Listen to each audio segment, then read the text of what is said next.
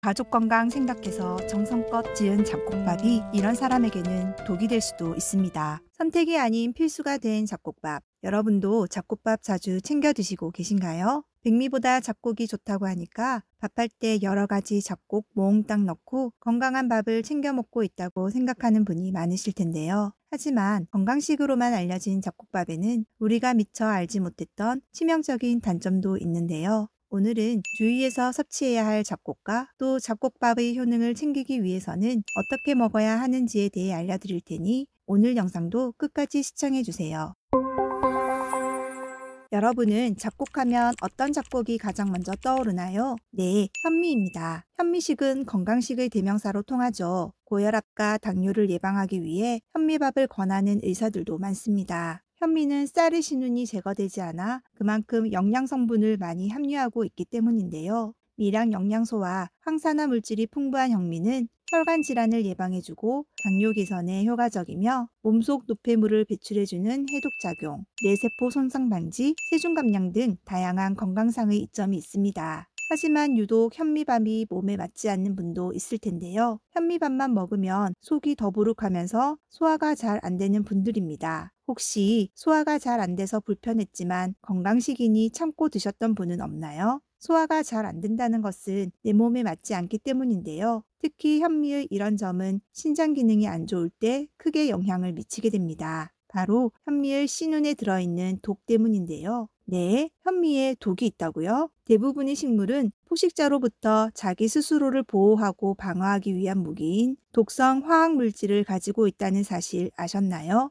바로 현미에 함유된 피트산이 이 독성 화학 물질입니다. 이것은 우리 몸에 큰 해를 입히는 데 핵심적인 역할을 하며 특히 신장 기능이 좋지 않을 경우에는 더욱 주의해야 합니다. 이 피트산은 조리 과정에서 부분적으로 분해되기 때문에 건강한 사람에게는 큰 영향을 주지 않을 수 있지만 신장이 안 좋은 사람에게는 이 독성이 신장에 염증을 일으키고 사구체를 손상시킬 수 있습니다. 사구체는 모세혈관이 털처럼 뭉쳐져 이뤄진 조직으로 각 신장에 약 100만 개씩 존재하는데요. 노폐물을 걸러내고 혈액을 여과해주는 일종의 필터 역할을 수행합니다. 그런데 이 사구체가 손상되면 소변으로 혈액이나 단백질이 빠져나가 혈뇨와 단백뇨가 발생하게 되는데요. 사구체의 손상이 심해질수록 점차 만성 신부전으로 진행될 수 있으니 주의해야 합니다. 따라서 신장이 좋지 않은 분은 식물의 독인 피트산이 제거된 백미를 드시는 것이 좋습니다. 그래도 만약 현미를 포기하지 못하겠다면 백미와 현미의 비율을 10대 1 정도로 하는 것을 추천드리며 이 또한 연속적으로 먹는 것은 주의하셔야 합니다. 나는 신장은 건강한데 그 독이라는 피트산 너무 꺼림칙한데? 하는 분들도 계시죠?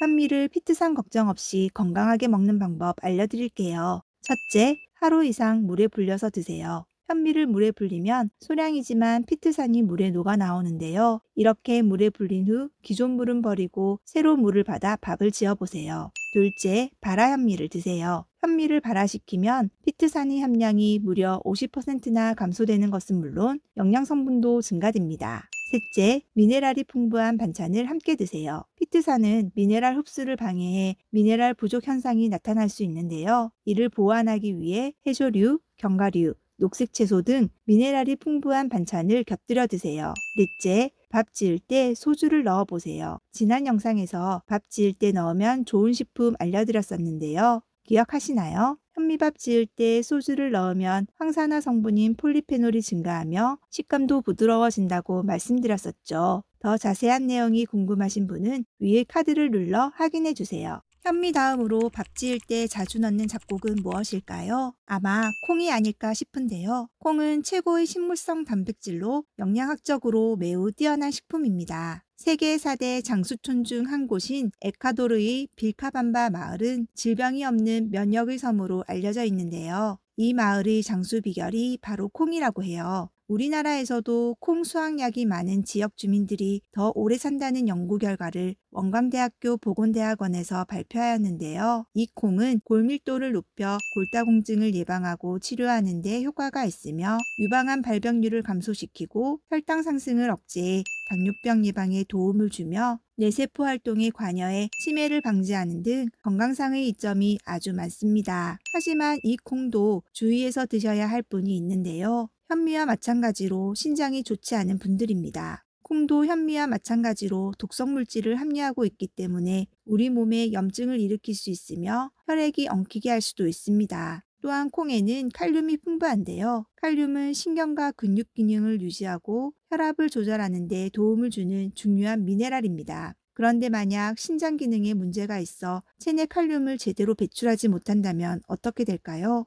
혈액 내의 칼륨 농도가 정상 범위를 벗어나 높아지면서 고칼륨 혈증이 생길 수 있는데요. 고칼륨 혈증에 걸리게 되면 심각하게는 부정맥이나 심장마비를 일으킬 수 있으니 위험합니다. 따라서 칼륨 함량이 높은 음식을 조심해야 합니다. 주로 채소나 과일에 칼륨 함량이 높은 것으로 알려져 있는데요. 국가표준식품 성분표에 의하면 칼륨 함량이 높은 것으로 잘 알려진 바나나는 칼륨 함량이 100g당 355mg이지만 삶은 서리태의 칼륨 함량은 100g당 672mg으로 바나나의 약 2배가 됩니다. 통계청은 지난 1월 2022년 양곡 소비량 조사 결과를 발표했는데요. 한국인은 밥심이라는 말이 무색하게 쌀 소비량이 매년 감소세를 보이고 있다고 해요. 30년 전에 비하면 무려 절반가량이나 쌀 소비량이 감소했는데요. 또한 밀가루, 잡곡도 소비량이 줄었지만 그럼에도 불구하고 보리쌀의 소비량은 소폭 상승했다는 것을 조사 결과를 통해 확인할 수 있었습니다. 보리는 최고의 자연 강장제로 정력 증강에 도움을 주며 식이섬유인 베타글루칸 함량이 높아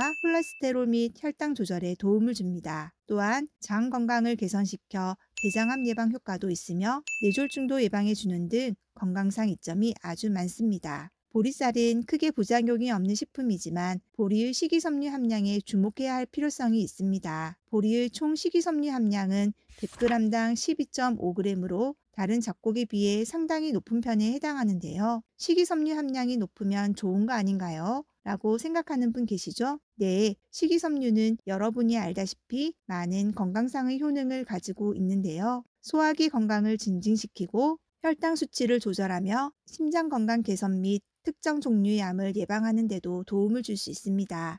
하지만 뭐든지 과하면 문제가 되는데요. 한국영양학회에서는 하루 식이섬유 권장량으로 성인 남성의 경우에는 30g, 여성은 20g 정도를 권장하고 있습니다. 그렇다면 꽁보리밥 한 공기의 식이섬유 함량은 어떻게 될까요? 사람에 따라 먹는 양이 달라 밥 한 공기의 양은 다르겠으나 보통 쌀 150g 정도로 밥을 지으면 밥 한 공기가 되니 꽁보리밥의 식이섬유 함량은 약 19g 정도가 되겠네요. 이로 보아 하루 2끼 이상 보리밥을 먹게 되면 하루 권장 식이섬유량을 훌쩍 초과하게 되는데요. 식이섬유는 체내의 나쁜 노폐물을 흡착해 밖으로 배출해주는 고마운 역할도 하지만 철분이나 칼슘 등 몸에 좋은 미네랄까지도 배출해 빈혈은 물론 골다공증이 생길 수 있으니 주의해야 합니다. 또한 섬유질이 장을 막게 되면 지나친 가스를 발생시키고 설사, 구토, 복부팽만, 두통 등의 부작용도 일으킬 수 있으니 꼭 적절한 양을 섭취해 주세요.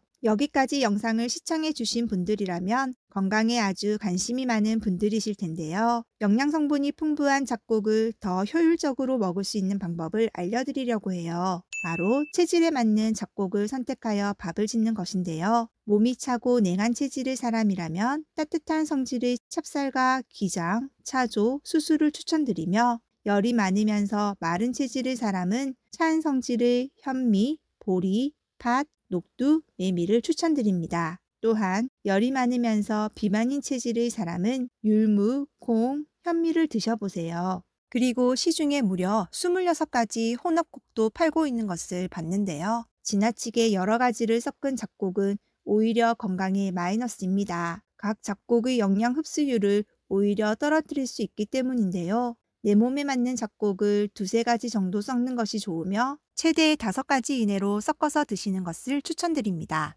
오늘은 주위에서 섭취해야 할 잡곡에 대해 알아보았는데요. 잡곡밥이 마냥 좋다고만 알고 있는 지인분이 있다면 꼭 공유해주세요. 오늘 영상이 여러분의 건강에 많은 도움이 되었다면 구독과 좋아요도 부탁드립니다. 저는 다음에 더 유익한 영상으로 돌아오겠습니다. 끝까지 시청해주셔서 감사합니다.